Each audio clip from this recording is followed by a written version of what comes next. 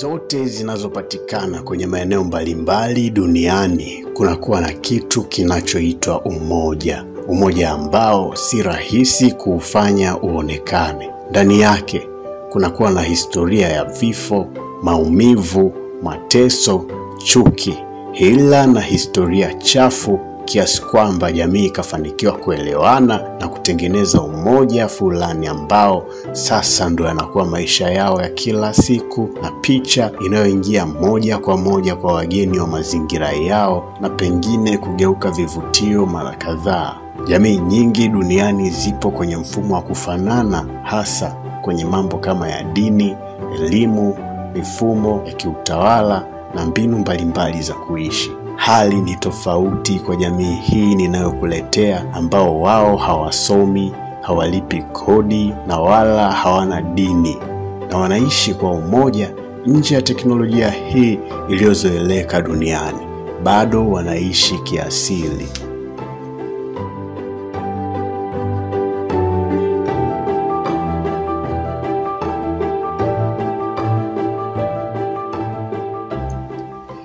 Ni jamii ya Sedulur Sikep au kizazi cha Samin Surosentiko aliyekuwa mkulima mashariki ya Java nchini Indonesia mwanzoni mwa karne ya 19. Kizazi hiki kimeonyesha jinsi tamaduni na maadili yanaweza kuishi ukiachana na mwingiliano mkubwa wa watu uliosababishwa na maendeleo ya usafiri, bahari na mawasiliano.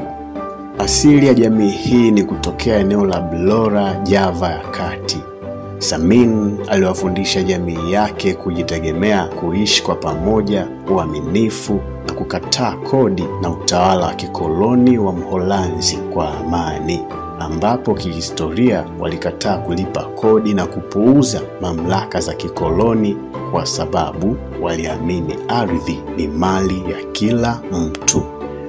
Mafundisho haya huitwa Saminism, ambayo vizazi vyake huyashika hadi leo. Hawa jamaa wanatengeneza wenyewe mbolea ya kienyeji, dawa za kuua wadudu na kutunza mbegu zao. Wote hawaendi shule na hawaamini katika dini za kuletwa, ingawa baadhi yao leo hujichanganya na Waislamu wa kawaida wa Java, lakini bado wana utambulisho wa kipekee wa kifalsafa na kitamaduni. Wanathamini ukweli, kutokuwa na fujo na mshikamano wa kijamii. Hawa jamaa hawataki kupiga kura, badala yake wanaamini majadiliano ya uadilifu wa kiongozi. Hawa watu hupendelea kuvaa nguo za rangi nyeusi kama ishara ya kukataa tamaa za kidunia na kukumbatia ukawaida, simplicity.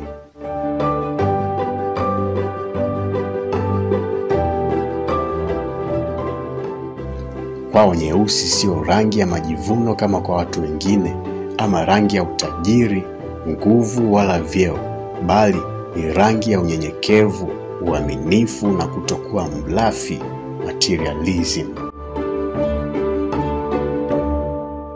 Wao wakikuta kitu barabarani hawakigusi.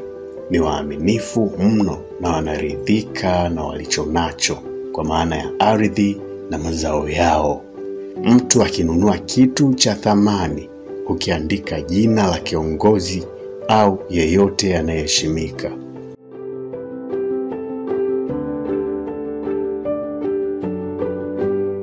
Hadi hivi leo jamii ya Sedulur Sikep bado ipo, ingawa si kubwa, na mara nyingi huonekana kama mfano wa upinzani wa amani, maisha ya kienyeji na heshima kwa mazingira.